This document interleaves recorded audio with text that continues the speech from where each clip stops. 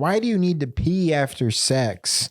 UTIs. Urinary tract infections. Well, it's because if you don't pee, then all the cum will go back into the balls and then it'll like calcify. No. And this is inaccurate.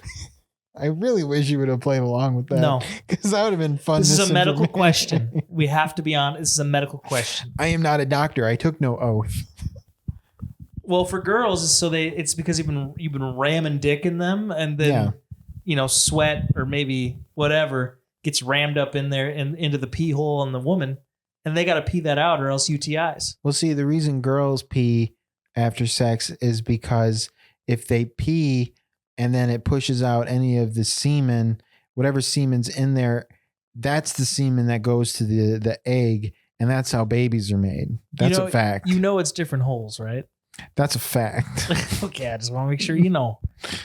It's a good bit. I just want to make sure you know that is not how the anatomy is. It's legitimately how it works. Ask any doctor.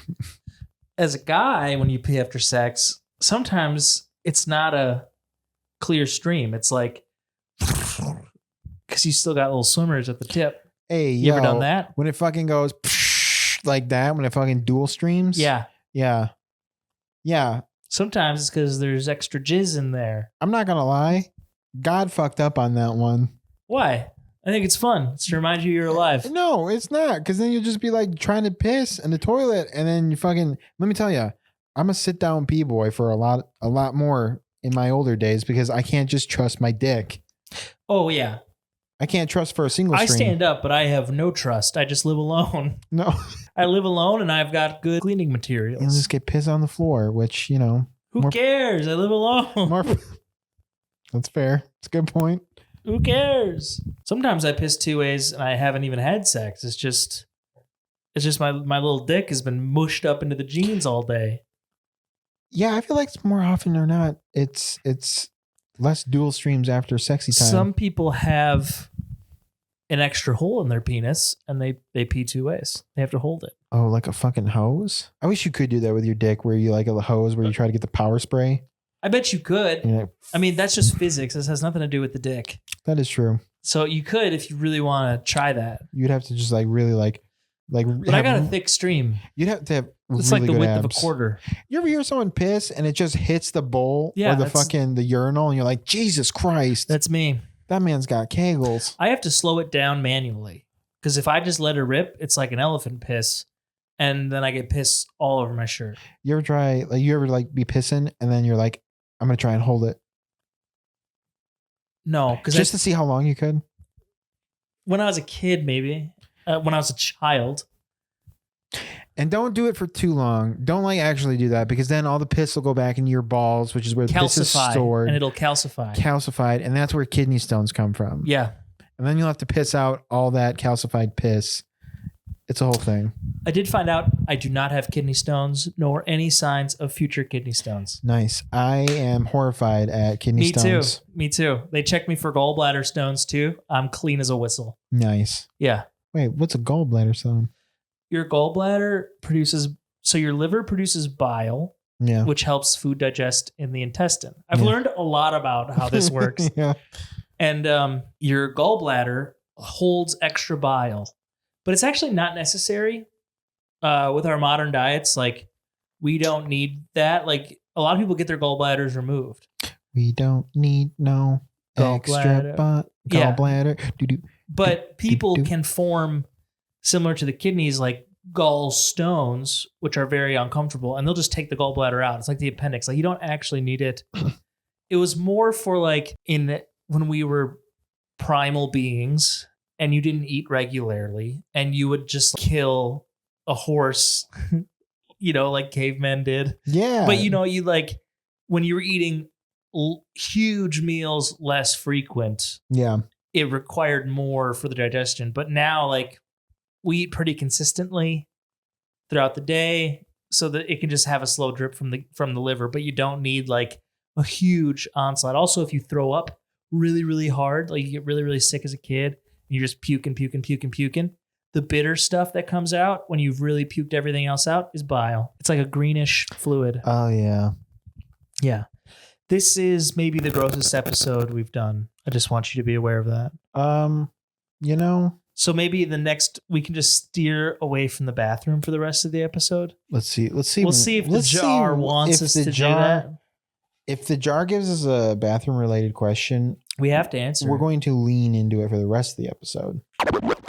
What's at the bottom of a black hole? This is an interesting question. I wanted to be an astronaut as a kid. I know a lot about space. There you go. Talking about ass. Or not. That's funny. What's at the bottom of a black hole? It's never been, no one knows is the right answer. There are many theories about black holes and what's inside of them. Sure. Some people think they're wormholes. They're like portals to another part of they're like a short tube slide to another part of the universe. That'd be cool. Some people think that. The gravity is so intense in a black hole, not even light can escape it.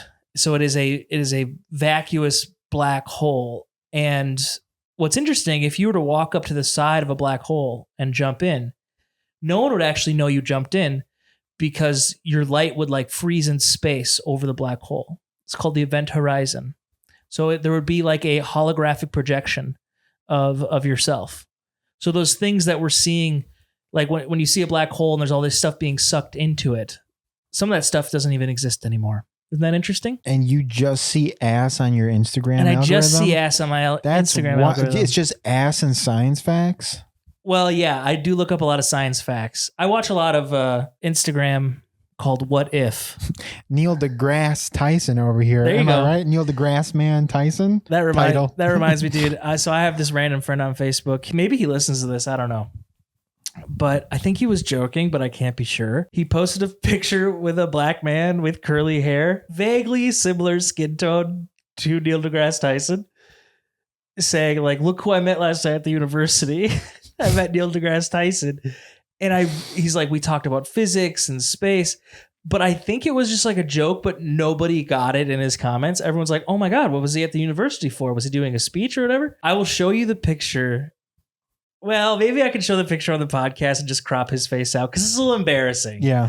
And he's a well-meaning guy. I just know him through like writers groups and stuff. It made me laugh hard because it's clearly not Neil. I'll put it side by side. It's so not Neil deGrasse Tyson. It's interesting though that he just talked physics with him. Yeah, well, that's what Neil deGrasse Tyson is, an astrophysicist. Right.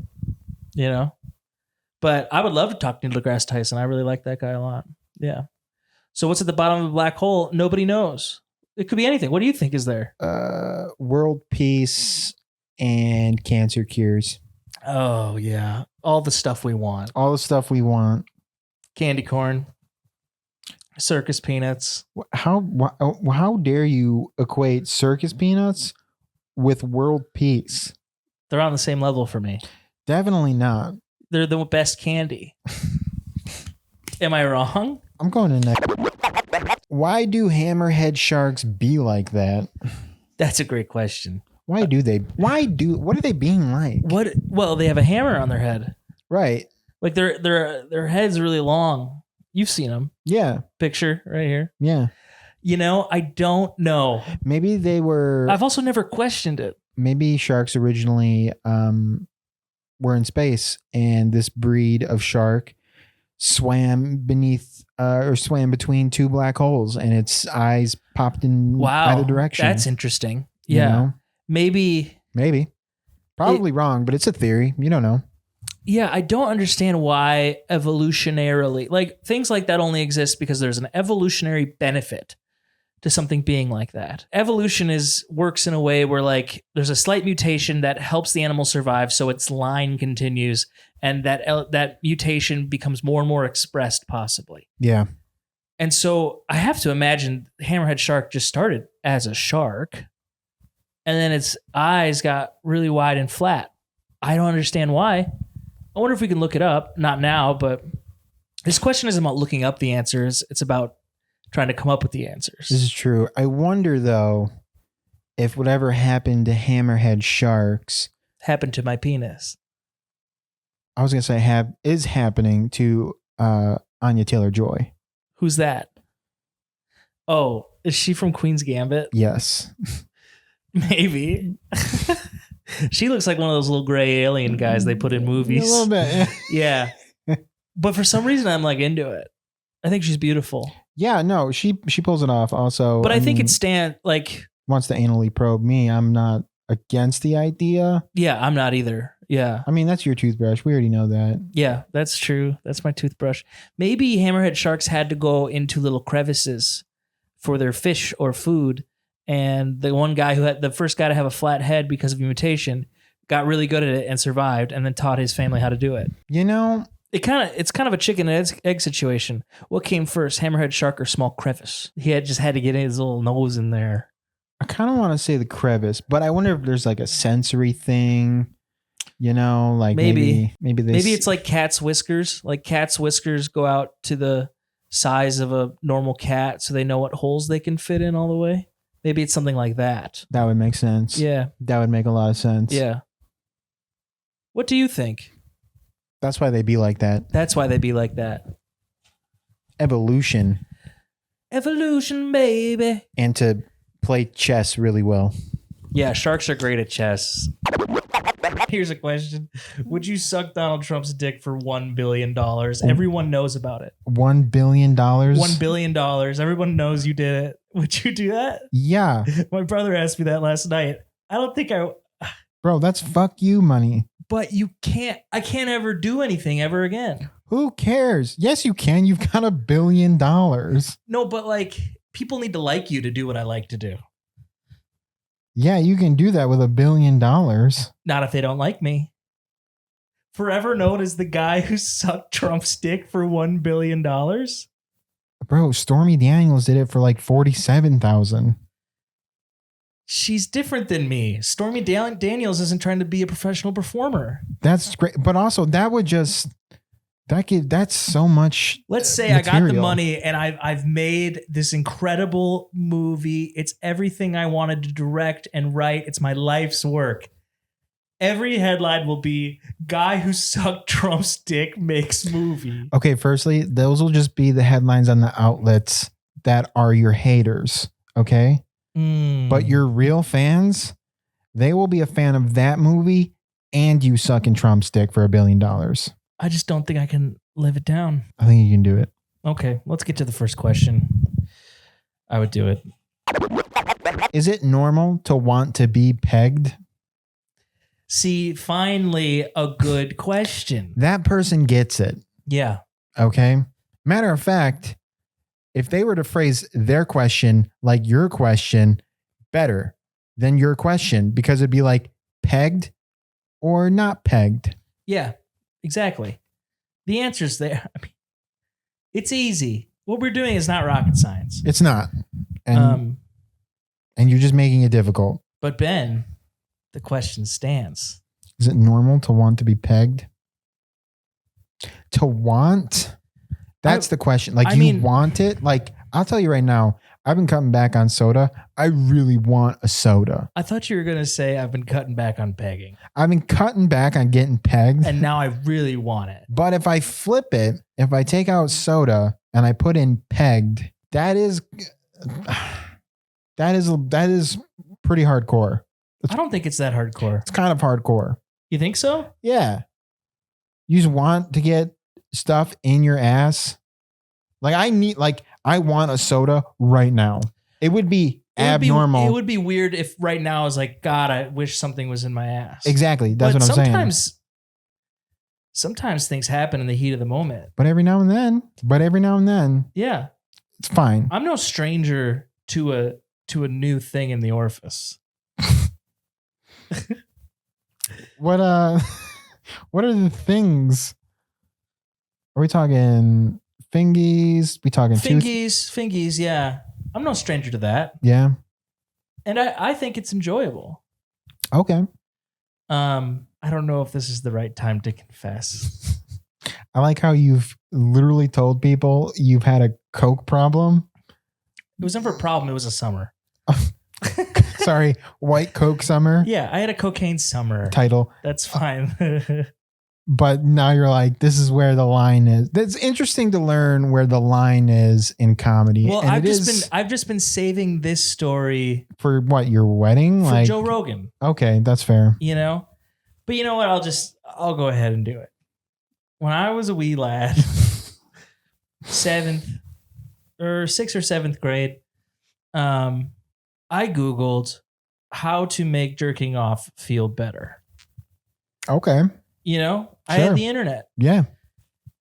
I also had a time that I was always alone every night of the week. Between 5 and 6, I was done with my paper out and no one was home. And it was before church night. Nice. Confirmation class. Yeah. So I found out, I read a lot of crazy stuff that are too much for me at 6th grade. But they did say you could put something in your ass. And the only thing I could think of was my toothbrush. Like not the bristle head, but the rounded end. And yeah. However, it was a Sonicare toothbrush. Nice. That I did turn on. Nice. And they're thick. They're not like a pen. They're, They're maybe like a little several pens. Maybe like a little smaller than a quarter. Maybe about the size of a quarter. With a rounded tip. Like a girthy nickel. And title. Yeah, like a girthy nickel. And so 7th grade me put a vibrating toothbrush in his ass, came to completion. And I know what you're wondering, audience, Ben. What did it feel like? Please. Feels a lot like having a toothbrush in your ass. You know that post-nut clarity you get? This was a unique, novel experience for young Matt. Going, oh. I have to brush my teeth with it. Exactly. So many thoughts. You go, I got to clean this up. Now I have more to clean up. And then every time I use that toothbrush, I knew where it had been. I mean, was your asshole at least like 2 shades whiter? I didn't use the bristles. I wish. Why you got to ruin the joke, man? I know. Well, it's a podcast. This isn't a stand-up routine. God damn it. It doesn't have to be a stand. Yeah. Wow. Here's the thing. Did you, though, come to the girthiness of the toothbrush, or was it the vibrating sensation? It definitely added to the experience, but it wasn't worth it for me at the time. So could you say, in your opinion, does size matter? Well, in a way, yeah. Because I've had smaller things in there, and it doesn't nearly... the pressure of it is kind of where the fun comes from. I might cut this out. If 4 out of 5 people suffer from diarrhea, does that mean the 5th guy enjoys it? Let's get that clean. If 4 out of 5 people suffer from diarrhea, does that mean the 5th enjoys it? Wow. Here we, for the first 15 episodes of this podcast, it was all cum. All the time, all cum. We had to, if there was a cum question, we'd put it back in the jar for later. Because we were like, we can't have this be our brand. Now, it's all shit.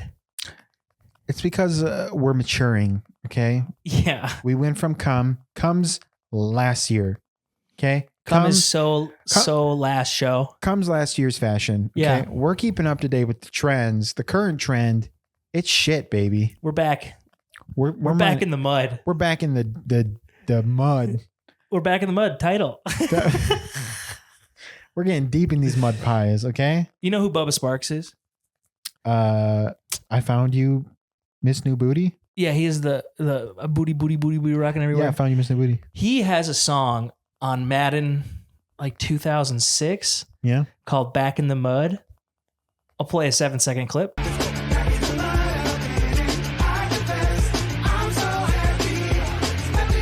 It is so good.